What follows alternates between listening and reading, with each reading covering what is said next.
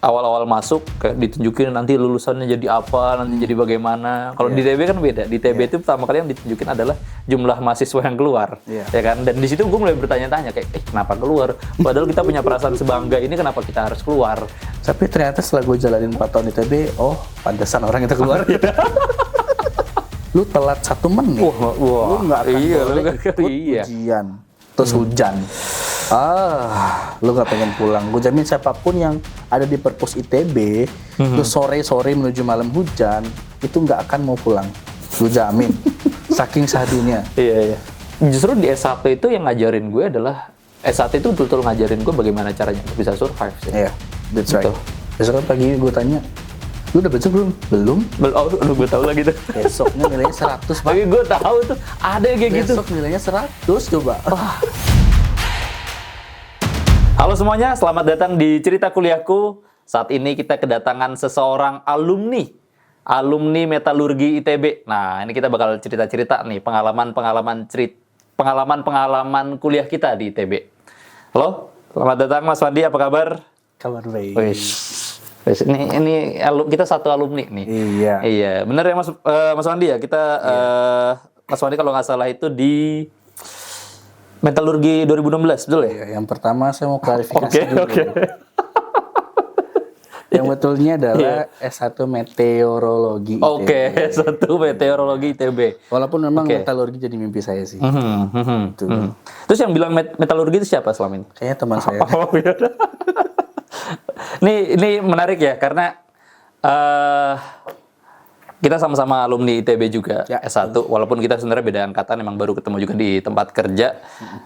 Cuman yang pasti adalah cerita di ITB itu banyak banget kenangannya gitu. Ya mungkin dari Mas Wandi sendiri mungkin bisa cerita tentang bagaimana sih pertama kali ketika masuk di ITB. Itu kan, karena gini, di ITB itu kan tahun pertamanya ada TPB ya? Yes, betul sekali. Tahap persiapan bersama atau katanya tahap paling bahagia. Ya kenyataannya sih tidak ya, tapi ternyata benar sebenarnya gitu. Dan di tahap paling bahagia ini kan atau TPB ini kan di situ adalah momen di mana kita ya sebagai anak-anak ITB itu kayak ngerasa bangga banget gitu, ngerasa gede banget. Tapi sejujurnya ya banyak ditampar realita lah gitu. Tapi kalau dari Mas Wandi sendiri nih, secara pengalaman, secara ceritanya, kira-kira gimana? Awal-awal masuk ITB, awal-awal kuliah. Benar-benar pas awal-awal kuliah. Apalagi kan dari Padang kan? Oke. Nah, monggo. Iya. Sebelum thank you udah ngundang gue ya. Kayaknya enaknya panggil gue lo ya. Gue lo aja. Iya, santai aja. Iya, gue ini berasal dari Padang. Iya. Sekolah di madrasah.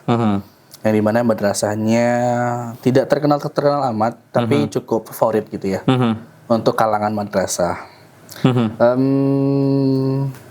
Untuk ITB memang sudah diniatkan dari 2013, 2013 ya, pada saat masih sekolah. Kelas 1 tuh berarti? Kelas 1 menuju kelas 2. Udah mikir pengen masuk ITB? Gokil. Dan dulu memang pengennya FTTM, Fakultas Teknik, Tambang dan Perminyakan. Oke. Itu memang mimpi banget dulu. Karena, kenapa itu? Karena di sana itu ada satu industri, itu semen Padang gitu, semen Padang. Dan itu jadi motivasi awal. Wah, kayaknya kerja di sini gajinya oke gitu ya. Justru pengen ngambil jurusan sesuai dengan minat pekerjaan. Awalnya gitu. Karena udah mikir ke sana ya? Karena melihat orang-orang ya, kayak, wah pulang kerja dari pabrik pakai topi putih gitu ya, wah kayaknya keren gitu. Dan kayaknya gajinya juga oke gitu kan. Nah, jadi dari kelas 1 tuh udah mulai kayak rajin belajar lah ya. Iya. Untuk bisa lolos di ITB. Dan bahkan aku juga udah punya fotonya. Itu ketika kelas 11 tuh ke foto FTTM ITB. Memang seniat itu gitu. Oke, kita tampilkan di sini. Nah, boleh. Ntar dikirim. Nanti aku kirim. Ada editing nih. Ya. Oke. Dan fun fact-nya, selama 3 tahun SMA itu ternyata yang minat di ITB cuma 4 orang. Di SMA? Satu SMA? Di satu madrasah itu. Satu angkatan. Angkatan berapa? Angkatan sekitar 5 kelas kali 30 berapa? 150 kali ya? 150? Oh. 150 sampai 170 orang. Dan waktu sekolah itu aku bukan termasuk orang yang di kelas unggul ya bahasanya, kelas unggul, tapi kelas biasa. Tapi kelas biasa yang menjadi top gitu ya. Jadi kalau misalkan di ranking kelas unggulnya itu dari 1 sampai 32 siswa, mungkin aku orang ketiga-tiganya. Oh. Iya. Tapi dari kelas biasa. Iya. Dan salah satu-satunya yang punya mimpi kuliah di ITB. Dan singkat cerita memang daftar gitu ya di SNMPTN atau undangan pada saat itu. Daftar di Fakultas Ilmu Teknologi Kebumian. Kenapa nggak FTTM? Oh, FTTB berarti? FITB. Oh iya. Kenapa nggak FTTM? Dikarenakan yang pertama sekolahku belum pernah tuh alumni yang lulus undangan ke sana. Belum ada sejarahnya gitu ya. Kemudian yang kedua, ya tadi ya sekolahnya sosok aja gitu ya. Ya bagus alhamdulillah, cuman bukan yang menjadi unggul banget gitu ya di kota itu. Tapi bagus, insya Allah bagus gitu ya. Kemudian akhirnya daftar memilih FITB melalui jalur peminatan pada saat itu. Yaitu jalur yang katanya itu langsung diseleksi oleh fakultasnya masing-masing gitu ya. Sehingga menyebabkan probability atau peluang itu lolosnya lebih tinggi gitu ya. Akhirnya daftar gitu ya. Pilihan pertama adalah FITB, ITB, yang kedua adalah SITH, Sekolah Ilmu Teknologi Hayati ITB. Oh itu, sorry, peminatan tuh kalau nggak salah berarti udah bisa langsung milih beberapa, kirain satu doang? 3 waktu itu kan. Oh 3? Oh. Kalau undangan kan 3 waktu itu. Iya. Tiga prodi tapi dua kampus kalau nggak salah. Iya. 1 FITB, 2 SITH ITB, yang ketiga itu apa saya lupa gitu. Nah, jauh dari FTTM ya udah. ya. Tapi waktu itu mengambil peminatan S1 Meteorologi ITB yang ada di FITB. Berdasarkan konsul dari guru les gitu ya, guru BK. Kalau masuk meteorologi ITB kamu bisa kok kerja di tambang gitu. Akhirnya setelah coba cari-cari di Google ya pada saat itu di warnet, ternyata oh iya bisa nih kerja di tambang bagian hidrologinya atau bagian cuacanya gitu ya. Kayaknya oke deh, masih nyambung nih kerja di Semen Padang gitu ya. Itu cita-citanya. Cita-citanya dulu gitu ya. Ya udah, akhirnya apply dan alhamdulillah lolos. Dan itu pertama kalinya sekolah itu lolos undangan di ITB. Pertama kalinya dalam sejarah. Lo angkatan berapa? Angkatan 2016. Enggak, yang di sekolah. Berarti sekolah udah berdiri berapa lama tuh? Angkatan pertama secara undangan, tapi kalau secara ujian tulis kayaknya beberapa tahun ada. Secara undangan baru pertama kali. Gokil. Jadi itu sujud syukur banget lah pada saat lulus gitu ya. Akhirnya lulus. Waktu itu kami berdua, satu lagi temanku namanya siapa ya, perempuan lah gitu ya. Berdua, satu di bagian SAPPK, satu lagi di FITB itu gua kan gitu ya. Udah singkat cerita memang setelah dapat undangan, udah tuh nggak belajar lagi karena udah lolos ya. Akhirnya segala persiapan pada saat itu namanya SBMPTN ya. Ada SNMPTN yang undangan, ada SBMPTN sama yang tulis. Karena sudah lulus SNMPTN atau undangan, jadi ngerasa udah nggak perlu belajar lagi karena udah lulus gitu ya. Akhirnya vakum tuh belajar dari 4 bulan atau 5 bulan gitu menjelang masuk kuliah. Nah, pada saat pertama kali ke Bandung ada cerita lucu sih. Itu ngira Bandung itu kotanya panas. Jadi pada saat itu memutuskan tidak membawa jaket sama sekali. Itu udah ngawur itu. Itu satu hal konyol yang tidak perlu dilakukan sebetulnya. Mau masuk FITB aja lu riset. Apakah FITB ini nanti kerjanya bakal relevan dengan di Semen Padang atau enggak? Tapi giliran lu ke Bandung lu nggak riset. Iya. Oke, kenapa tuh? Iya, itu karena gue saking bahagia, Pak. Oke, bagus. Iya bagus. Iya. Sebetulnya saudara gue dulu sebetulnya udah ada di Bandung. Abang kandung gue malah gitu ya. Dia kuliah di S2 ITB, ngambil double degree. Oh iya ya. Abang gue. Oh iya nih. Dan itu posisinya waktu itu beliau belum nikah kalau nggak salah. Dan ya intinya beliau juga salah satu motivasi gue ya buat kuliah di Bandung gitu ya. Dan mayoritas semua apply gue ke Bandung gitu ya. Bentar, abang lu di Bandung berarti udah berapa lama tuh? Abang sebelum gue dari Bandung?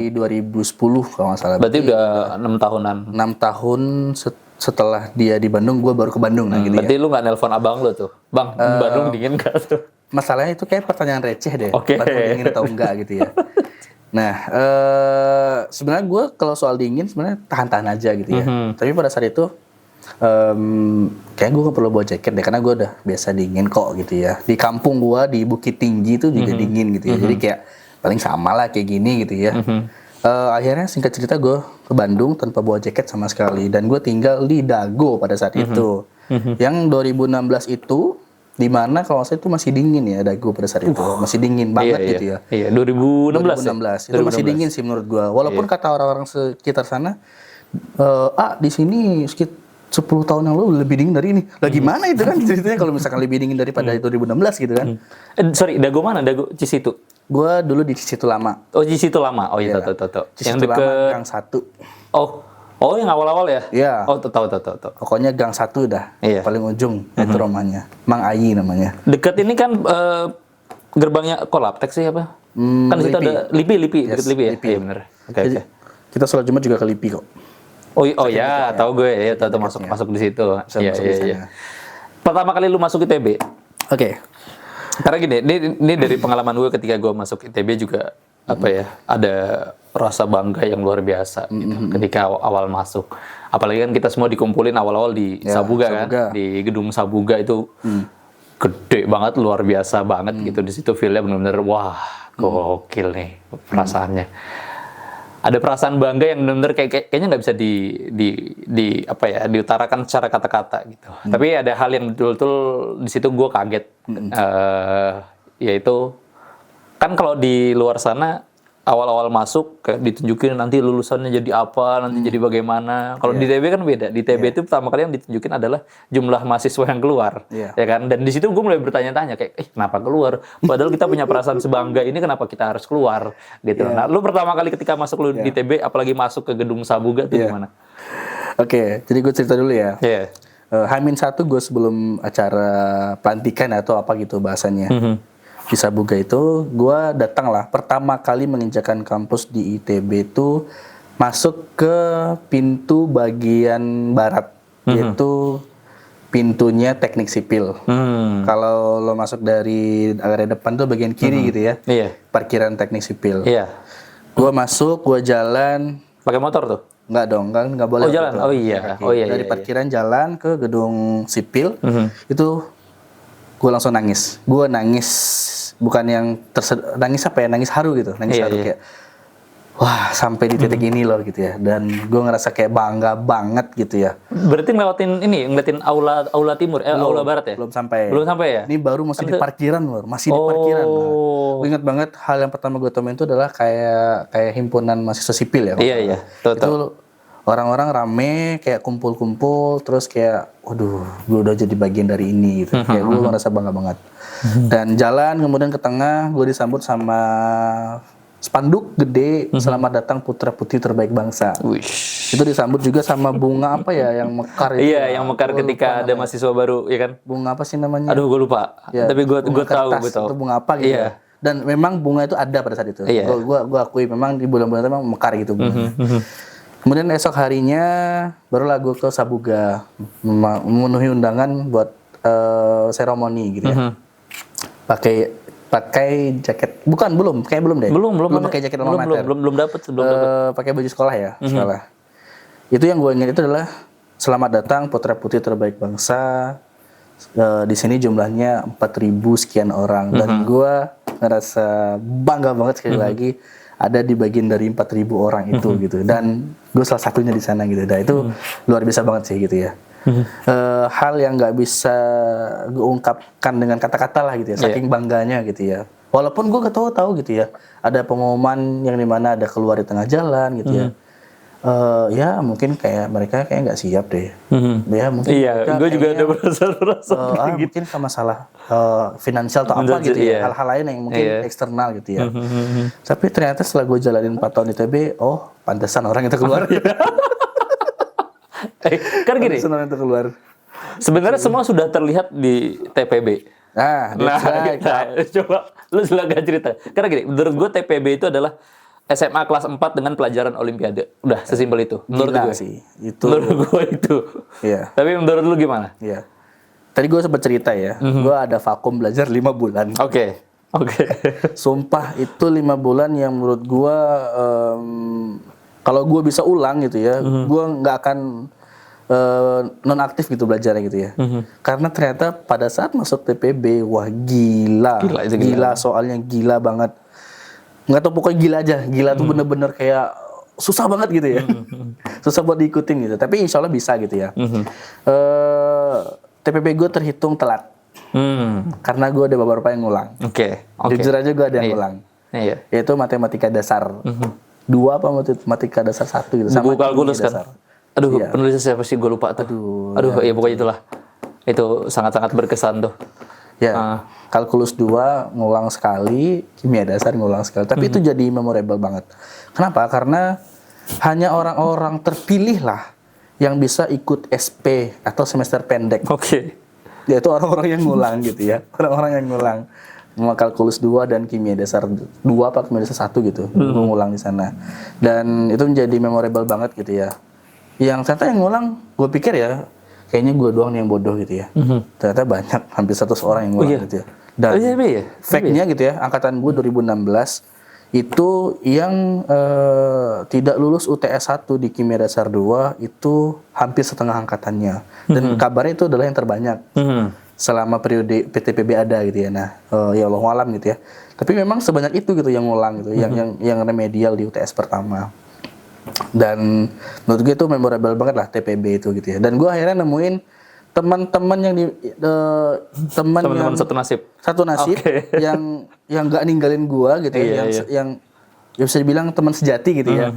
Bener-bener kayak ada gitu, yang bantuin gue, yang Van ayo gue temenin deh ke perpus, gue ajarin deh gitu, tanpa ngurangi rasa hormat dia ke gue ya, kayak gue harus ajarin deh biar lu lulus gitu. Dan itu kayak suatu hal yang ya ini banget lah gitu, memorable banget lah gitu ya, ketika TPB kemarin gitu ya waktu itu sih kalau TPB. Tapi memang terus TPB ini juga jadi masa gue disiplin waktu, Pak.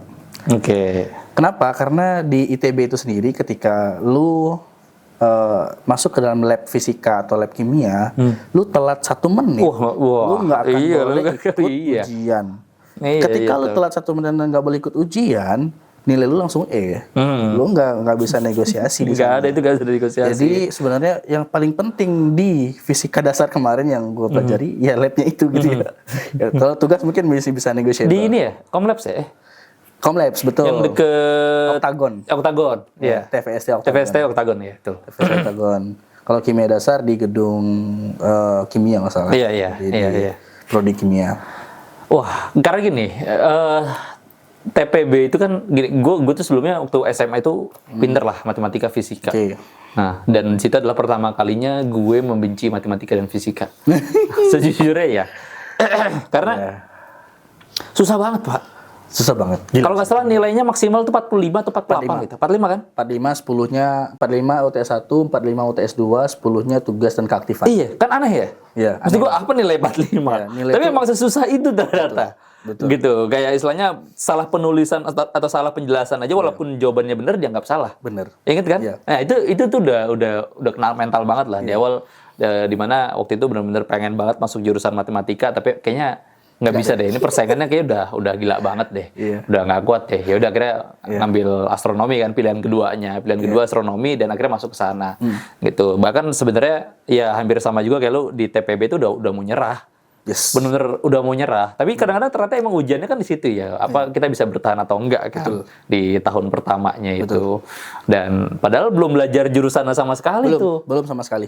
Bahkan sampai ada teman fakultas gue yang dia pinter banget Pak matematikanya, tapi dia nggak bisa fisika, dia nggak bisa kimia, bahasa dan segala macem. Jadi karena istilahnya nilai yang lainnya jatuh, dia jadi nggak bisa masuk jurusan matematika. Akhirnya dia masuk jurusan fisika, tapi dia tetap ngambil prodi matematika. Bingung loh. Iya itu tuh kan karena tadi kan ada penjurusan kan. Kalau kita nggak ngambil peminatan kayak lu, berarti kan harus bersaing tuh untuk dapetin jurusan favorit. Kayak di FTTM kan perminyakan. Itu kan udah paling favorit, udah paling berat lah. Gitu. Jadi benar-benar menurut gue momen-momen di TB itu emang awal-awal berat banget. Dan gue pikir TPB itu udah yang paling berat. Ternyata semakin berat. Oh, gue ngerti kenapa disebut tahap paling bahagia. Menurut lu gimana? Karena setelah itu lu akan lebih bahagia. Enggak, gue tidak merasa. Jadi setelah itu akan lebih kalau secara pelajaran sih enggak. Akan ngerasain lebih teknis banget lah. Oh, itu? Dan kayak beneran gila sih tugas-tugasnya ya. Jadi TPB itu gila, tapi akan lebih gila di jurusan tugas-tugasnya. Gua akui itu, apalagi di semester 5-6. Gue setuju. 5-6 sih yang jadi setuju. puncak gitu ya. Iya, Kalau tahun ketiga kan? Tahun ketiga. Itu gila. Tahun ketiga di jurusan gua, khususnya di meteorologi itu jadi puncak kesibukan kita lah masing-masing gitu ya. Pertama sibuk di himpunan sebagai pengurus gitu ya, bahkan badan pengurus. Gua kalau di himpunan aktif juga lah di badan pengurus gitu ya. Kemudian belum lagi di organisasi yang ada di ITB yang sendiri, UKM yang ada. Kemudian belum lagi tugas kuliah dan lain-lain gitu ya. Ya semua dinikmati prosesnya sih sebenarnya. Himpunan lu di mana sih? Himpunan gue di Laptek 11 atau 10 sih gue lupa. Itu barat timur itu. Duh, Dekat kalau teknik kimia itu timur. Oh, timur. Oh, timur berarti. Timur kayaknya ya. Kayak barat deh. Gue lupa. Karena gini. Ini ngomongin barat timur ya. Ngomongin perspektif sih sebenarnya. Iya. Karena gini, Pak. Kan ada GKU timur, ada GKU barat ya. Oke, sip. Iya kan? Oke, berarti barat. Ada kelas di sana kan? Ada. Nah, gue tuh pernah gini. Jadi gue tuh pernah waktu itu jadwal kelasnya kalau nggak salah di GKU Barat. 4. Nah, tapi gue malah tiba-tiba gue jalan dengan otomatis gue ke GKU timur. Kalau GKU timur kan naganya masih enak ya? Ya. Nah ini masalahnya kan gue udah ke GKU timur terus kayak kelas gue di GKU barat. Udah mau telat tuh. Larilah gue. Yes. Masalahnya gini, GKU barat itu kan tempat persembunyian dari tentara Belanda kan. Iya kan. Makanya lu kalau seandainya nyari kelas itu kan udah buset naik tangga turun lagi, naik tangga turun lagi, naik tangga turun lagi. Wah gila itu berat banget gitu menurut gue. Jadi GKU timur tuh sangat-sangat berkesan bagi gue karena apa ya? Ya lu mau datang ke kelas aja butuh perjuangan. Ya kan bener tangganya nggak jelas lah. Itu emang buat persembunyian dari tentara Belanda. Benar. Hal tempat apa yang di ITB yang menurut lu itu berkesan banget bagi lu? Yang pertama pasti Masjid Salman ITB. Oh, oke. Gue di tahun 1 sampai tahun terakhir gue banyaknya ngabdi di Salman gitu ya. Dan alhamdulillah dapat beasiswa juga dari sana gitu ya. Kemudian yang kedua yang memorable itu adalah di CC Timur ya kalau nggak salah gue namanya. Oh iya. CC Timur, CC Barat. Kenapa di sana? Karena salah satu keaktifan gue adalah yaitu di UKM. UKM Minang khususnya ya. Iya. Unit Kesenian Minang. Nah, tahun 2, tahun 3 gue sibuk tuh. Gue kalau di UKM Minang sebagai penari, Pak. Wow. Tari yang gue pahami dan gue bisa sekarang itu tari gelombang pesambahan dari Minang gitu ya. Tari payung. Tari piring tapi iya cuman ngikutin teman-teman tapi nggak bisa banget gitu ya. Kemudian beberapa tari lainnya.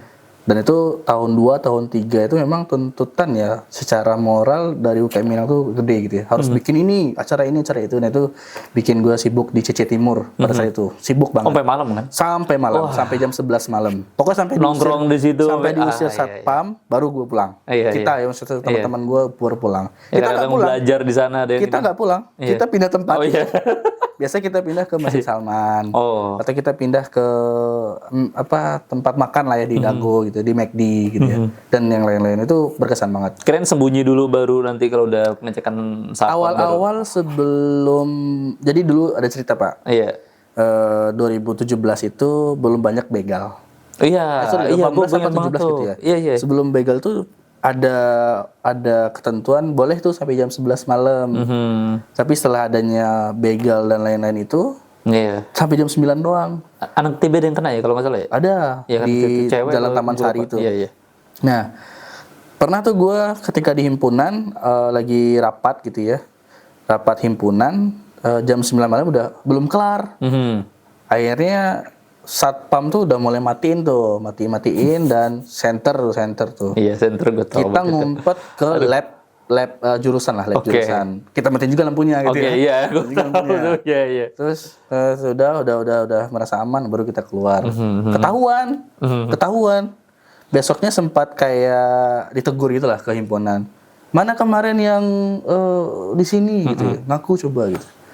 Karena aku karena gue juga pernah di himpunan astronomi waktu itu kan di astronomi.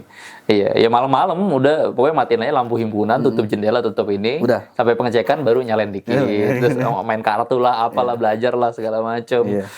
Aduh, maksud gue apa ya? Ya sebenarnya di seluruh sudut ITB tuh kenangannya sebenarnya banyak banget. Kayaknya hampir semua sudut deh. Semua sudut itu menurut gue kenangannya banyak banget. Hampir semua sudut. Kenangan yang paling kuat yang gue pengen lu ceritain adalah apa perasaan lu ketika ITB hujan malam-malam? Wah. Iya, gue akan jawab dengan pertanyaan receh juga nanti ya. Syahdu banget. Syahdu, gue setuju. Pertama syahdu banget. Apalagi ketika lo lagi di perpus, terus hujan.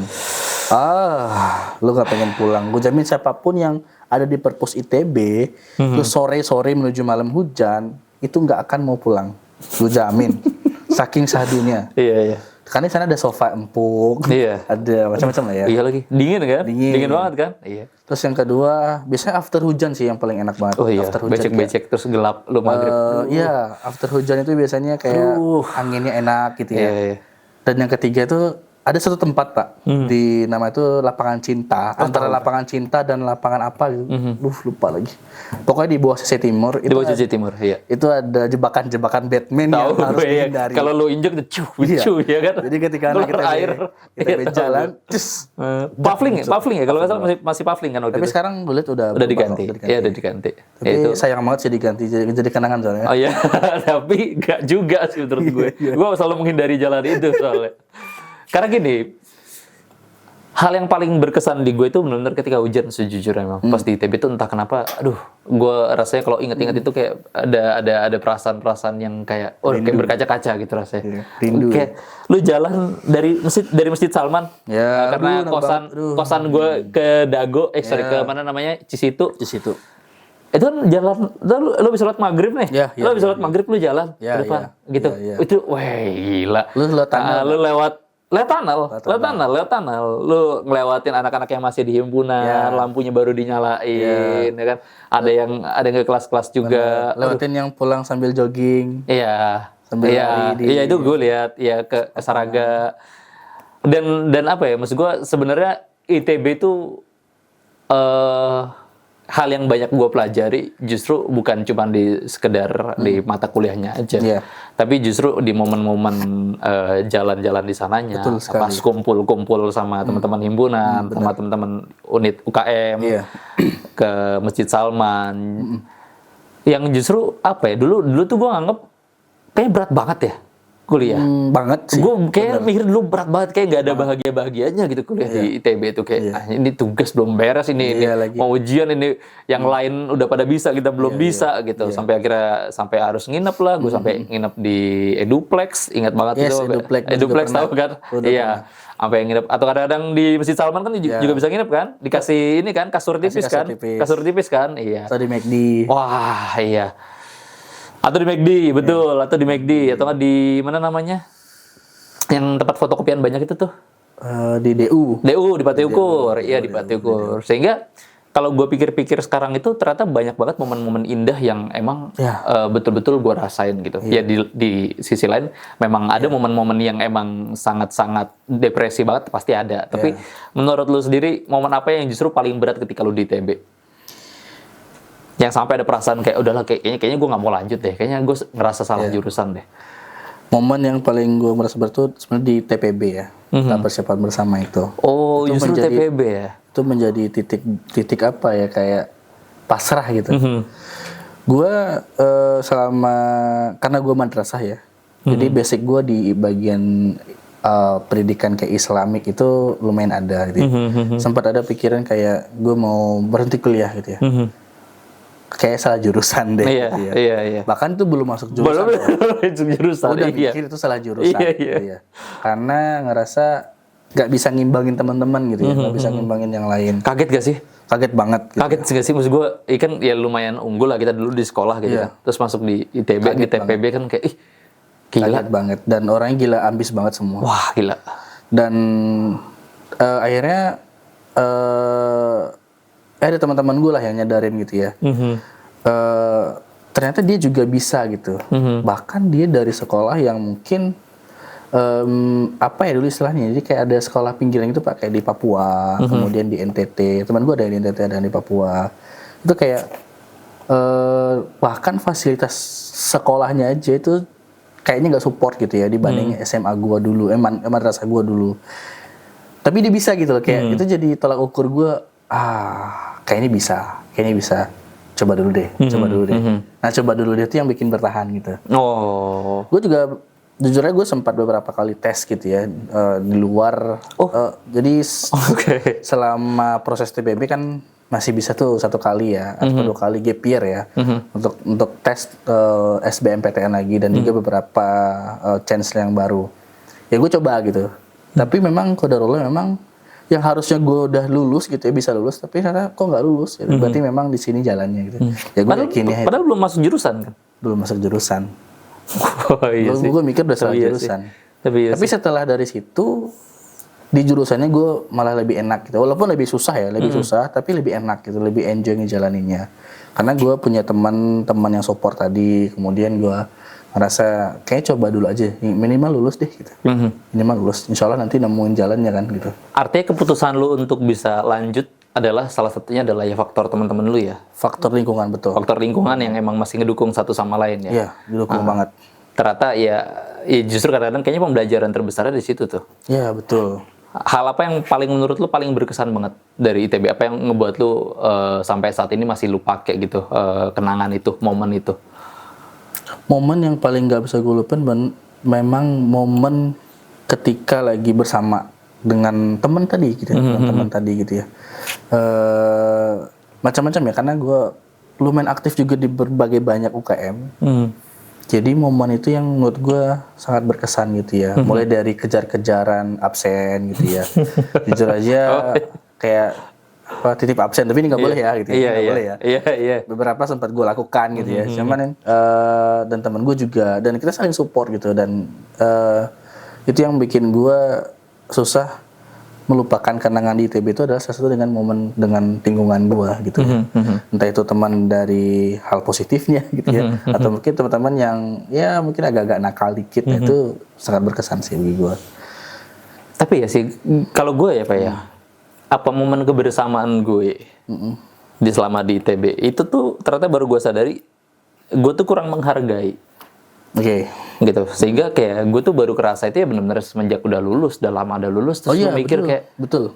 Gila, padahal gue happy banget ya dulu. Iya, betul. Gitu, gue tuh selama ini selalu mencari kebahagiaan, tapi ternyata sebenarnya kebahagiaannya emang udah ada di diri gue sendiri gitu. Ketika momen lu ikut arak-arakan. Wah, itu bener. Aduh, lu ngingetin gue. Gimana maksud gue, kan setiap wisuda, kan ITB wisuda 3 kali ya? Maret. Sekarang 2. Sekarang 2. Dulu 3 Maret, Juli sama April, Juli. Iya, April, Juli, Oktober. Iya. Wah, gue punya banyak kenangan di sana. Salah satunya gue jadi Danlab ya. Iya. Danlab itu adalah orang paling sibuk di dunia untuk himpunannya pada saat itu. Lu datang, pulang jam 11 malam, tidur cuma 2 jam, jam 2 udah balik lagi, nyiapin baliho paling gede itu. Nyiapin orang buat orasi, nyiapin jalan, nyiapin semuanya gitu. Karena Danlab ya, jadi harus memastikan hari itu berjalan lancar. Itu paling berkesan sih. Itu juga berkesan sih bagi gua gitu. Kan ya lu ngarak-ngarakin para wisudawan maupun orang tuanya juga ya kan, sambil ada yang teman-teman lu pakai kostum lah. Betul. Wah. Itu menurut gue salah satu hal yang berkesan banget ya, karena gue aktif banget kan waktu di situ gitu. Ya berkesan apapun banget. Peran gue di situ lah waktu itu. Ya sampai ada waktu itu momen dimana gue jadi LO ya, kalau saya LO wisudawan, ada yang ngasih kelapa dan gue megang 2 kelapa dari lu tahu dari Saraga sampai depan tuh, sampai kan diarak-arak sampai lapangan basket ya, sampai Lapcin atau lapangan basket gitu kan. Ya itu dibawa 2 kelapa kayak gitu tuh. Tapi ternyata apa ya? Ya yang indah itu kan sebenarnya benar-benar momen kebersamaannya. Sayangnya adalah gue itu lulus ketika COVID. Jadi gue nggak ngerasa diarak-arak. Padahal selama ini gue aktif ikut arak-arakan. Kalau nggak salah lu juga lulusnya kan pas COVID kan? Gue lulusan COVID, tapi gue angkatan pertama yang wisuda offline. Oh ya? Dan hanya orang terpilih yang wisuda offline. Gokil. Dan gue terpilih di wisuda offline. Tapi cuman penyambutan doang, nggak ada arak-arakan. Nggak ada. Aduh. Karena orang belum kuliah kan pada saat itu. Iya. Tapi offline sih wisudanya. Tapi tetap aja nyesel nggak ada arak-arakannya. Iya lagi. Harusnya banyak kue yang gue bawa. Iya lagi. Aduh. Arak-arakan tuh salah satu momen yang ini banget ya, momen yang berkesan banget di ITB gitu, setiap setahun 3 kali gitu kan, bener-bener apa ya kebahagiaannya tuh di sana gitu. Artinya gue tuh hal yang baru gue sadari dari S1 itu, selama ini kebahagiaan yang gue cari itu adalah kebahagiaan yang sebenarnya udah gue dapet Tapi emang nggak pernah gue kasih lihat aja. Iya, nggak sadar ya kali ya. Nggak sadar, benar nggak sadar. Gue tuh kadang ada satu momen di mana kayak teman gue lulus, gue belum lulus gitu. Gue kayak kok gue belum lulus sih. Gue kayak sedih banget. Gue rasanya Gue goblok sih gitu. iya, gue bodoh banget sih, nggak bisa lulus. Gue juga walaupun ngerasa jurusan di astronomi, gue ya salah jurusan lah ya. Ya walaupun gue sekarang juga fokusnya udah banyak di manajemen. Tapi ternyata justru di S1 itu yang ngajarin gue adalah S1 itu betul-betul ngajarin gue bagaimana caranya untuk bisa survive sih. Iya, that's right. Betul. Gue ada di fase di mana gue tuh nggak paham siapa diri gue. Gue tuh ada di mana di fase gue tuh nggak ngerti ini gue maunya apa yang harus gue lakuin. Tapi ya mau nggak mau emang harus survive aja. Ternyata memang ya udah pokoknya lu harus bisa lulus. Lu kita tahu ini mata kuliah ujiannya udah kayak apaan tahu nggak jelas, susahnya luar biasa gitu. Kita struggle banget. Teman-teman kita tiba-tiba udah lebih pinter duluan. Ya istilahnya kalau nggak salah namanya star syndrome atau apa gitu. Jadi dulu di SMA ngerasa paling pinter. Pas masuk di TB apaan tuh gitu kan, kayak lu remah-remah doang, lu remah-remah alam semesta gitu. Remah kuaci. Wah gile. Itu apa ya, artinya proses ketidaknyamanan itu yang memang betul-betul harus bisa kita laluin gitu, karena emang berat banget gitu. Kita sudah merasakan momen terberatnya ketemu dengan orang-orang yang paling pinter gitu di hidup kita. Terus sering nggak sih ketemu teman, besok nih ujian nih, malamnya masih ketemu lu nggak belajar? Nggak, ntar aja deh subuh. Besoknya pagi gue tanya, lu udah baca belum? Belum. Oh, udah gue tahu lagi tuh. Besoknya nilainya 100, Pak. Tapi gue tahu tuh ada yang kayak gitu. Besok nilainya 100 coba. Gue tuh ada ya ketika di kelas gitu, teman gue. Dia selalu datang, dia parkir di masjid lagi, di Rumah Sakit Boromeus. Iya, jauh banget parkirnya. Karena orang tuanya kerja di sana. Oke. Dia selalu datang ke sana, nggak bawa tas, Pak. Kadang-kadang bawa tas.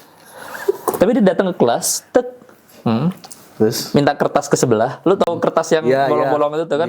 Binder ya? Binder. Udah. Terus nyoret-nyoret aja di situ. Paling pintar dia. Dia datang itu cuman bawa satu kertas doang. Dan dia nggak dia ngegambar. Dia benar-benar gambar apapun yang dia pikirkan. Tapi kalau ada satu materi yang menurut dia masuk, baru dia catat gitu. Ternyata memang sebelum-sebelumnya dia udah belajar. Jadi dia datang ke sana tujuannya cuma nyari informasi yang emang belum dia dapat. Iya. Banyak sih kayak gitu.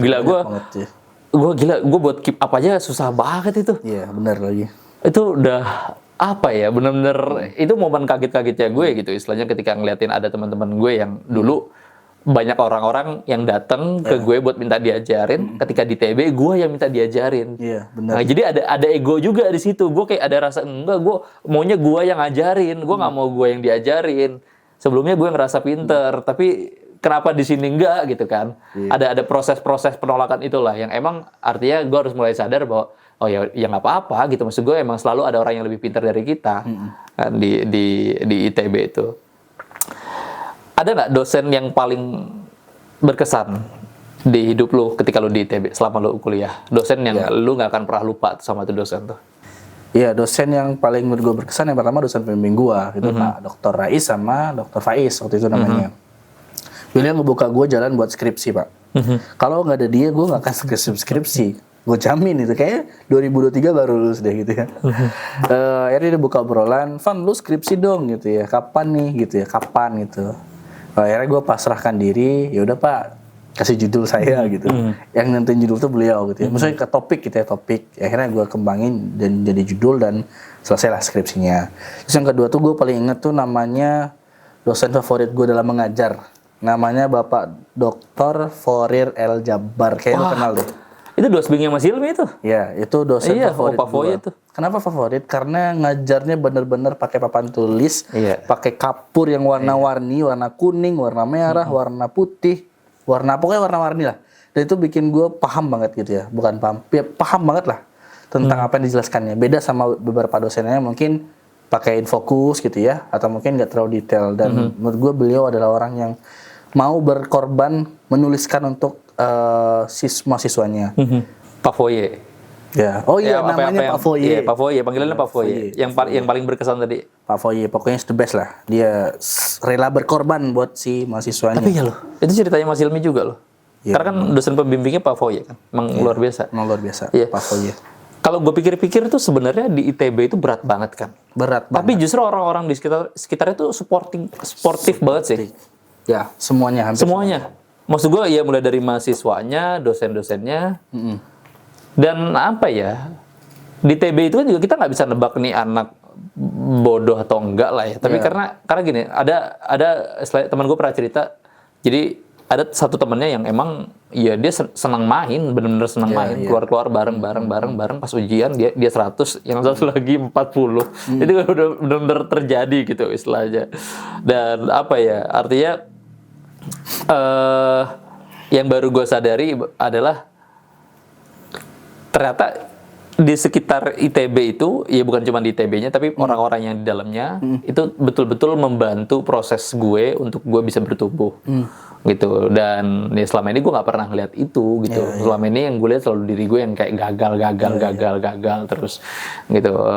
Artinya salah satu faktor yang membuat lo bertahan di ITB kan sebenarnya salah satunya adalah orang-orang di sekitar ya. Betul. Anak-anak himpunan, dosen.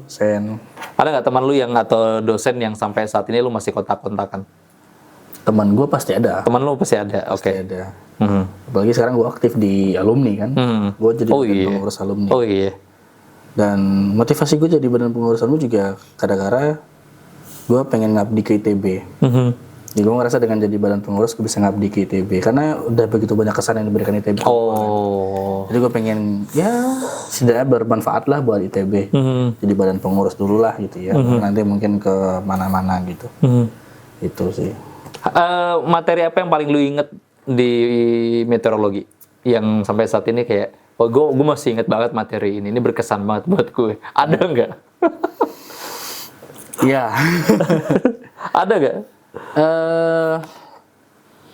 Materi yang menurut gue paling berkesan itu adalah materi kuliah lapangan. Berarti emang lu senangnya di luar ya, bukan di dalam kelas ya? Jadi di meteorologi ITB itu memang ada satu dosen, dia megang beberapa mata pelajaran gitu ya. Memang setiap akhir dari materi atau semester di pembelajarannya itu adalah wajib kuliah lapangan gitu ya. Jadi gue 3 atau 4 semester berturut-turut itu kuliah lapangan di akhir semester gitu ya, entah ke Situ Pangalengan, entah ke Ciwidey gitu ya, atau ke Lembang gitu ya dan lain-lain. Nah itu materi yang paling gue ingat adalah yang pertama itu pemasangan AWS. AWS ini adalah alat buat mendeteksi cuaca, Automatic Weather Station namanya. Itu bisa lu ngukur curah hujan, lu bisa ngukur arah angin gitu ya. Nah, gue paling senang masangnya yang ngerakit ya. Jadi kayak didirikan dulu tiangnya, pasang ini, pasang itu, gue senang banget. Itu yang pertama. Terus yang kedua, ini berhubung sama skripsi gue juga gitu ya. Itu gue paling senang juga ngukur kayak ini arah anginnya ke sini gitu ya, kecepatannya kesekian gitu. Kemudian kelembabannya sekian. Nah dari data itu kemudian di coding atau disimulasikan yang akan menjadi probabilitas kehujanan misalnya, atau probabilitas kemungkinan di sini bakal terjadi apa gitu. Nah itu gue inget sih enggak, tapi berkesan banget lah gitu hal itu gitu. Dan padahal capek banget kayaknya ya. Capek banget. Kuliah lapangan itu capek banget. Tapi entah kenapa malah itu yang justru berkesan. Betul sekali. Capek banget, bahkan gue sempat sampai masang alat tuh jam 2 malam gitu, standby gitu ya. Jadi kayak setiap 5 menit lu giliran nih sama teman 5 orang gitu ya, satu kelompok. Setiap 15 menit bangun buat catat arah anginnya gitu ya. Nah, buat nyatet datanya lah ya. Itu gue paling berkesan, paling enak, paling mengena gitu sampai sekarang. Itu gitu. Tiap minggu atau cuman sekali doang? Sekali semester sih. Oh, sekali semester. Tapi kalau memang lagi momennya gitu, lagi momen pemantauan alat itu, ya bisa aja seminggu tuh full gitu. Malamnya. Iya. Malamnya. Iya sih, karena pas di astronomi, iya gue kan ada ini juga observasi juga ya ke dan selama 1 semester itu setiap minggu sekali tuh hari Sabtu. Jadi benar-benar lu datang jam 4 sore udah harus bawa proposal, habis itu nanti pengamatan sampai jam 4 subuh baru boleh pulang. Gitu. Jadi gitu terus tuh. Jadi selama setiap minggu sekali kayak gitu terus tuh. Dan menurut gue berkesan banget. Kenapa? Karena setiap malam yang paling gue inget bukan proses pengamatannya, Terus? tapi nyetel lagu Ebit G sama Chrisye. Gelap-gelap, Iya, kan iya, gak boleh iya. nyari Paham, lampu paham. gitu. Iya, Lu iya, iya, di Lembang dengan horornya yang ada di Observatorium Bosca, tapi kita nggak peduli dengan udah berteman lah dengan Tapi emang makhluk-makhluk di sana. Bosca doang ya tempatnya? Saat ini Bosca, saat ini udah ada kalau nggak salah gue lupa di timur tuh. Oh, maksudnya di Bandung di NTT. Bosca doang kan? Cuman Bosca doang. Udah punya alat sendiri gitu anak astronomi? Jadi di Observatorium Bosca itu kan ada yang teleskop yang gedenya. Ya. Nah, yang kecil-kecilnya juga ada banyak. Oh, Nah, di ITB sendiri nggak ada? Ada ya? masalahnya apa yang mau dilihat di Bandung? Itu polusi cahayanya kotor banget itu. Iya, siap. Bener-bener, wah gile deh. Iya. Berarti gini, lu ada momen di mana lu ngerasa salah jurusan ketika lu udah lulus, ada nggak? Kalau sudah lulus nggak? Ketika ada lulus justru nggak? Nggak. Akhirnya gue menyadari dengan ini bukan salah jurusan, gue hanya salah persepsi aja. Oke, ini menarik. Bukan salah jurusan tapi salah persepsi. Ya mungkin persepsi gue pada saat kuliah mungkin emang salah jurusan karena gue nggak berhasil mengikuti dengan sepenuh hati gitu ya. Tapi setelah gue kuliah, setelah lulus gitu ya, apalagi sudah kerja, gue ngerasa gue pengen mengulang lagi momen itu gitu ya. Dan persepsi gue yang ternyata salah gitu ya. Nggak ada yang salah jurusan selama ini menurut gue ya. Itu hanya persepsi ketika kita dalam proses itu saja. Tapi kalau misalnya udah lewat proses itu kayak, Iya. kayaknya bisa deh kemarin. It's okay aja, iya. Kita bisa survive kok. Iya. Kayak kemarin bisa lebih oke deh. Kemarin bisa lebih oke. Iya. Justru apa ya? Rasa laparnya justru semakin tinggi untuk kita belajar ya kan? Iya, kalau habis kuliah ya. Iya. Iya, benar. Nah, karena kayak gue pas udah lulus astronomi kayak, aduh enggak, gue mau belajar manajemen, gitu. Udah selesai belajar manajemen, gue ngerasa kayak, enggak, gue nggak salah jurusan. Ternyata gue sangat menikmati proses. Iya, benar. Dan gue bisa survive. Hebat juga ya gue bisa survive ya. Iya. Ada perasaan-perasaan kagum gitu. Kalau menurut lu sendiri, siapa diri lu sebelum lu S1 dan siapa diri lu ketika lu sudah selesai S1? Jujur, gue ketika menemukan jati diri itu sebenarnya sekarang mungkin juga belum 100% ya. Itu pas momen kuliah sebetulnya. Gue akhirnya sadar gue suka apa, gue nggak suka apa. Pas kuliah sebetulnya. Iya, sama gue juga. Tapi ada persepsi yang sekarang gue anggap itu sebagai kenikmatan gitu. Alhamdulillah gue nggak suka hal itu di pas kuliah. Akhirnya gue cari jalan yang bikin gue suka. Contoh gitu ya, gue nggak suka pelajaran di meteorologi yang A, B, C misalnya gitu ya. Akhirnya gue melampiaskan ke komunitas Z gitu ya. Tapi gue alhamdulillah dengan komunitas Z ini gue dapat satu hal baru gitu ya. Menjadi ngelihat apa yang gue suka gitu. Ternyata ini jalannya. Akhirnya ini yang bawa gue sampai bahkan karir gue itu berawal dari Z ini pada sampai sekarang gitu ya.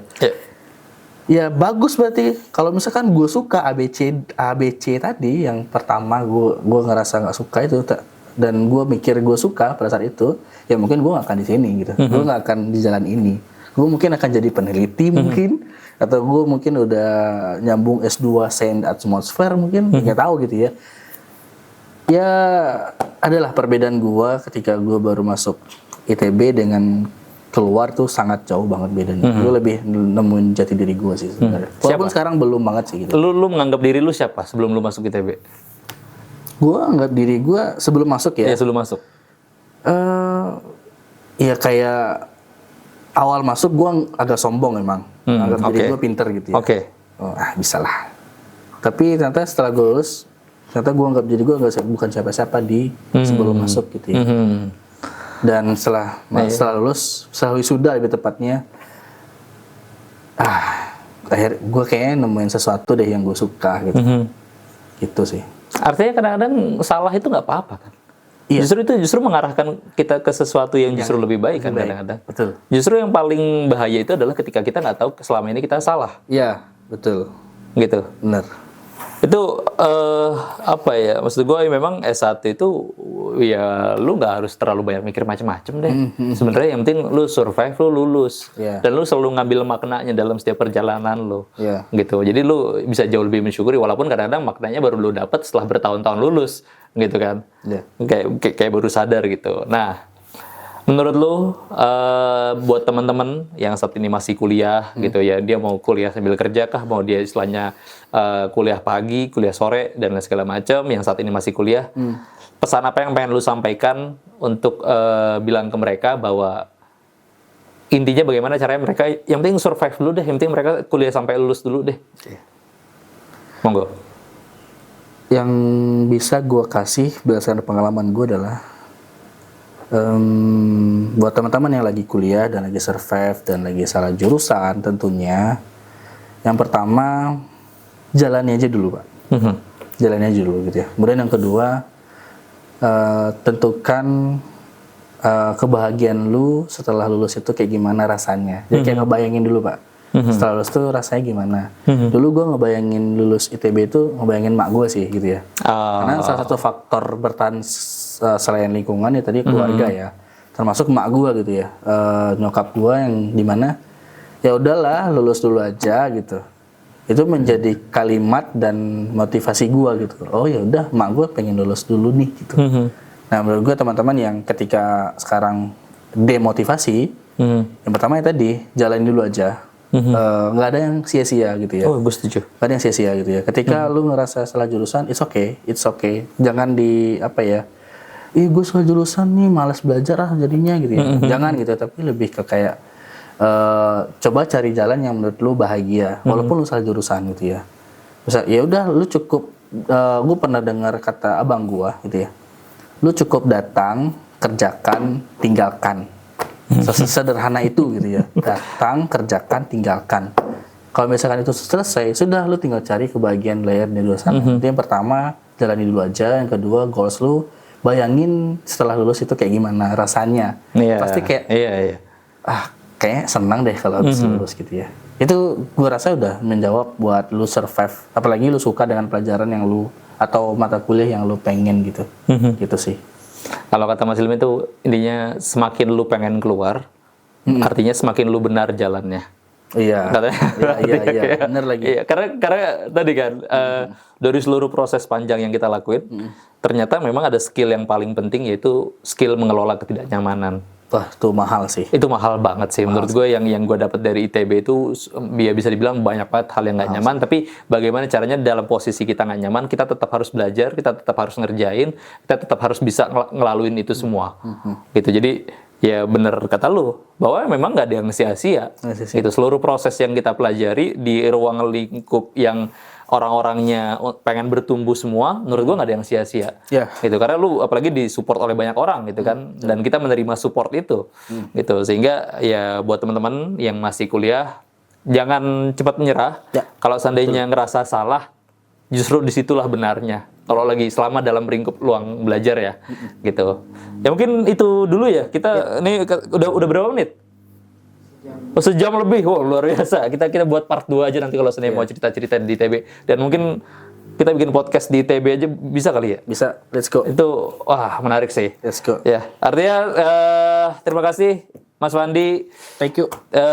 Thank you ngobrol-ngobrolnya, thank you cerita-ceritanya. Ya saya harap sih sebenarnya cerita-cerita ini bisa mendorong teman-teman semua untuk tahu maknanya terhadap proses apa yang kita lakukan selama kita kuliah, dan jangan berpikir bahwa apa yang kita laluin selama proses perkuliahan itu sia-sia gitu. Oke, thank you Mas Wandi. Thank you semuanya yang udah nonton. Goodbye. Sampai ketemu Sampai ketemu lagi. Thank you semuanya.